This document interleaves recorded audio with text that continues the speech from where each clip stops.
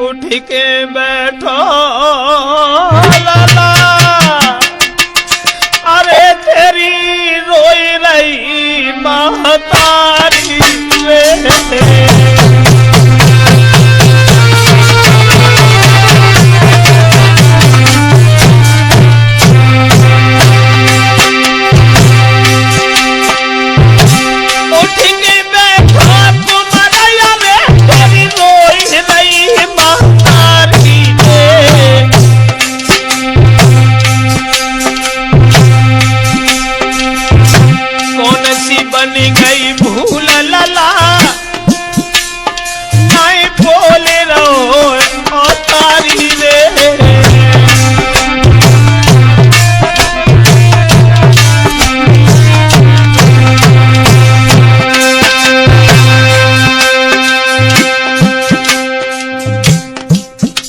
पंडित जी समझाने लगे, सुनो भैया नाई,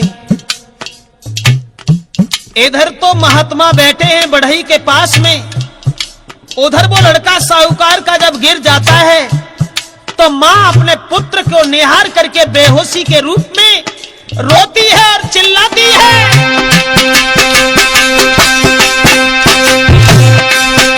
अरे हमसे प्यारी कौन मिल गई लला तो महतारी प्राण प्यारे कुमर हमें कभी जो वचन सुनाई रे।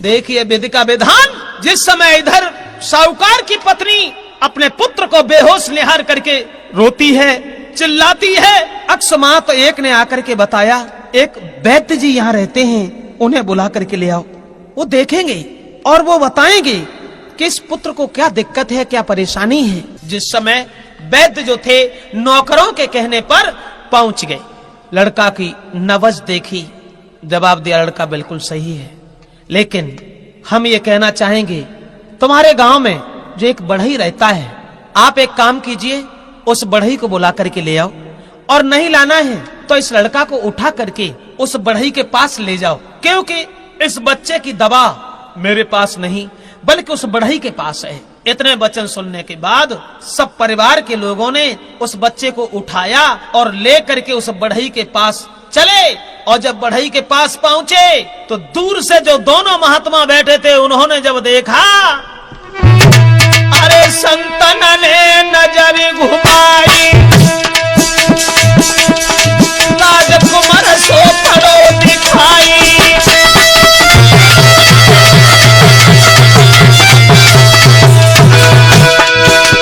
अरे साधुन ने नजर घुमाई, राजकुमार सो पड़ो दिखाई, और उस बढ़ई ने बांस के टुकड़ा ले उठाई और पैर में दए बंधवाई,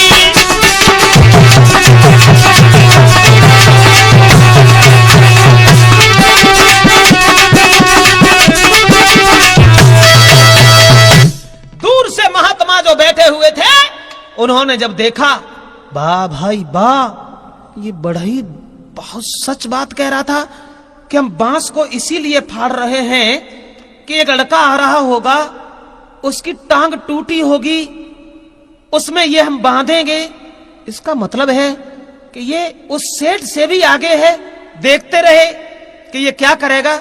अंत में जब वो लोग साहूकार के बच्चे को लेके चले जाते हैं तो बढ़ई से दोनों हाथ जोड़ करके अनुरोध किया, अब तुम हमें एक बात बताओ, जब तुम्हें ये मालूम था कि साहूकार के लड़का के चोट लगेगी, वो गिरेगा, तो तुमने उसे पहले से क्यों नहीं बताया? हमें ये बता दीजिए। उसका तुम इंतजाम पहले से करने लगे, लेकिन तुमने उसे बताया क्यों नहीं? तो जवाब दिया, महात्मा जी माफ कीजिए, इसका उत्तर हमारे पास नहीं है। आप एक काम कीजिए, अपनी बातें सब कहीं सुनो संत सुज्ञान, थोड़े से आगे बढ़ो, तुम्हें मिले हैं संत सुजान। बहुत अच्छे गुरुदेव। जवाब दिया, माफ कीजिए, हम तो इस बात का उत्तर नहीं दे पाएंगे। बहुत अच्छे गुरुदेव। इसलिए आप एक काम करो, थोड़े से आगे बढ़ करके जाओ और तुम्हें जंगल में एक महात्मा जी मिलेंगे और इस सवाल का जवाब वो देंगे। गंगाराम पटेल कहने लगे, सुनो भैया नाई, इन महात्मा को क्यों फांसी लगी रही? सो हम तुम्हें बता रहे हैं, बात ये थी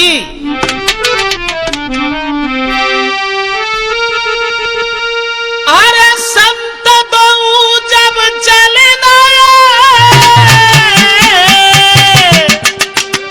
मन में वैराग,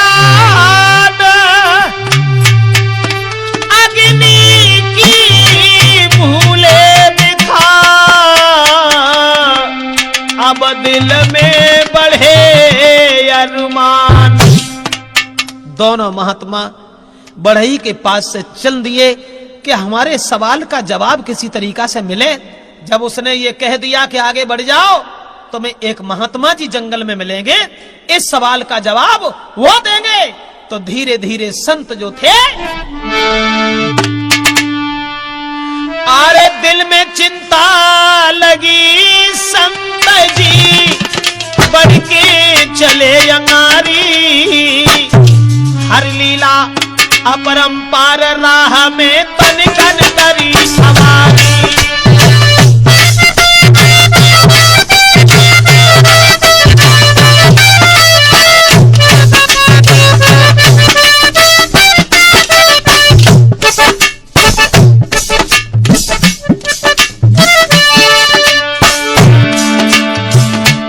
ऐसा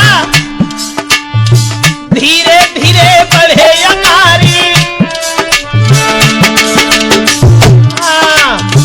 धीरे धीरे बढ़े अंगारी, अरे देखे नजर पछारी,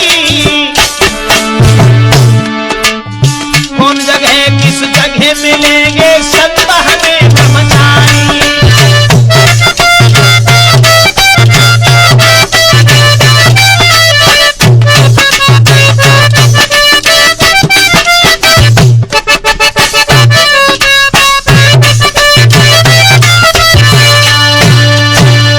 जिस समय महात्मा धीरे धीरे आगे को बढ़े हैं कि वो संत कहाँ मिलेंगे जो हमारे सवाल का जवाब देंगे।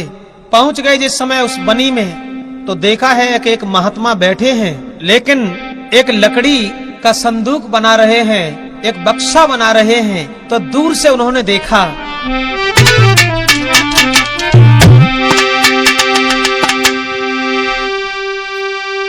जब देखे नजर बढ़ाई,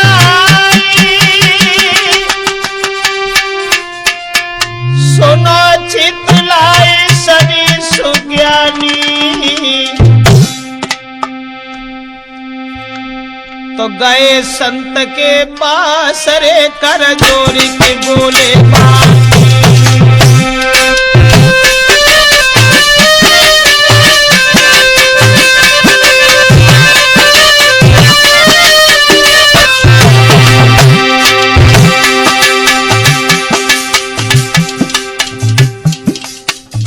अग्नि लेना तो भूल गए। बढ़ई की बात सुनने के बाद में उस महात्मा के पास जब पहुंचे हैं, तो देखा है कि महात्मा बक्सा बनाने में लगे हैं। दोनों हाथ जोड़े और उनसे विनती की, महाराज हमें केवल एक बात बता दीजिए। अरे जोड़े दोनों हाथ, सुनो तेरी बात कही ओ बानी, कही ओ बानी।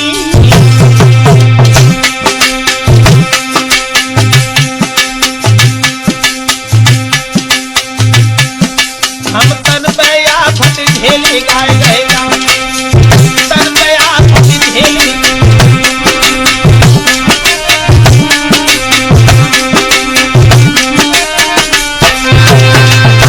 दोनों संत जो थे कहने लगे, महाराज हम आपसे एक विनती करना चाहते हैं, आप ये बक्सा क्यों बना रहे हैं? हम तुमसे ये पूछना चाहते हैं श्रीमन, क्या मेरे सवाल का उत्तर मिल जाएगा?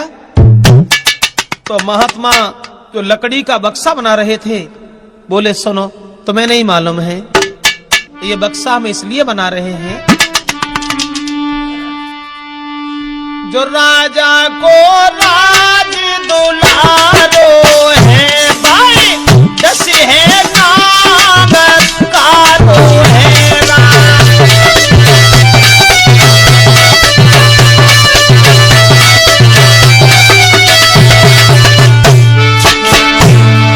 राजा को राज दुलारो है भाई, दस है नागकारो है जे कर्तव्य बनो हमारो है जे।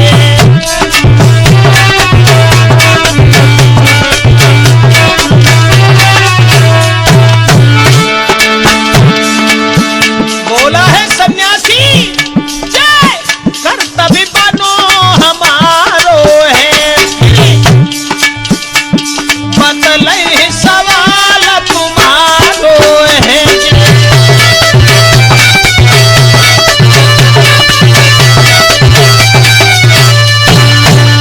महात्मा जी जवाब देते हैं, सुनो तुम्हारे सवाल का उत्तर अभी हम नहीं दे पाएंगे, क्योंकि हाँ जो हमारे राजा हैं उनका जो पुत्र है उसे सांप डसेगा, फिर वो नदी में बहाया जाएगा, तो उसके लिए नदी में बहाने के लिए ये बक्सा ये संदूक हम तैयार कर रहे हैं, बाद में हम तुम्हारे सवाल का उत्तर देंगे, तुम यहां बैठो। और जो ये वचन सुने महात्मा दोनों असमंजस में फंस गए। वाह भाई वाह, जे सेठ से बढ़ई आगे और बढ़ई से जे महात्मा भी आगे। जब इन्हें पता है कि राजा का जो राजकुमार है उसे सर्प डसेगा तो राजा को बता देना चाहिए था। दोनों बैठ तो गए लेकिन दिल में बहुत विचार बने, सोचने लगे अपने मन में कि सन्यासी को सब पता यही, फिर क्यों नाए भेद बतायो है।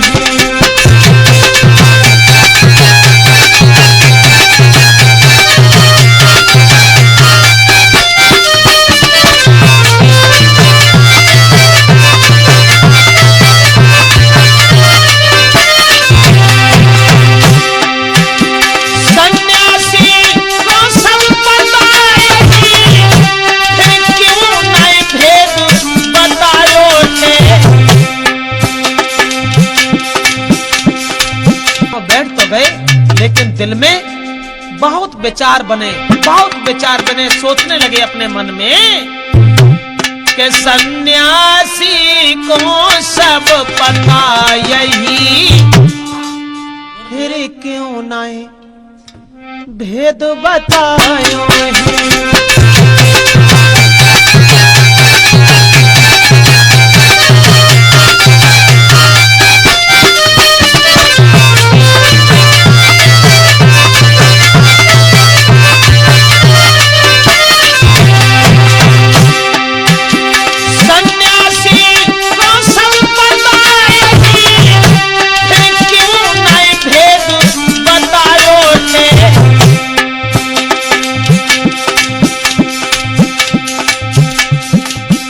अरे बैठ गए ही पास तभी असमंजस दिल में छायो है।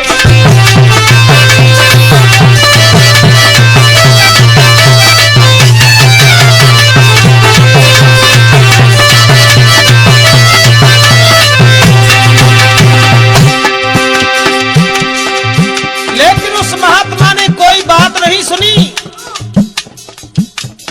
जवाब दिया है आप यहां बैठो, तुम्हारे सवाल का उत्तर हम बाद में देंगे, पहले मुझे अपना काम करने दो। तो देख रहे हैं दोनों महात्मा बैठे हुए, वो महात्मा संदूक बनाने में लगा हुआ है, एक बक्सा बनाने में लगा हुआ है।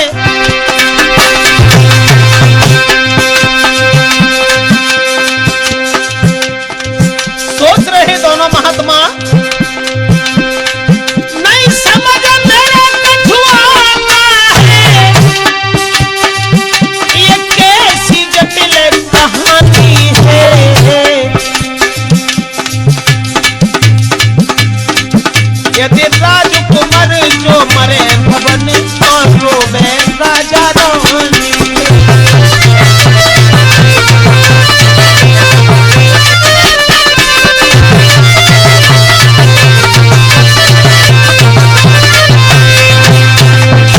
मन में विचार करते हैं दोनों महात्मा, ये कैसे संत हैं, कैसे ये महात्मा हैं। जब इन्हें सारी हकीकत सारी कहानी पता है तो इन्हें पहले बता देना चाहिए था, क्योंकि अगर राजा का लड़का मरेगा तो राजा और रानी दोनों रोएंगे।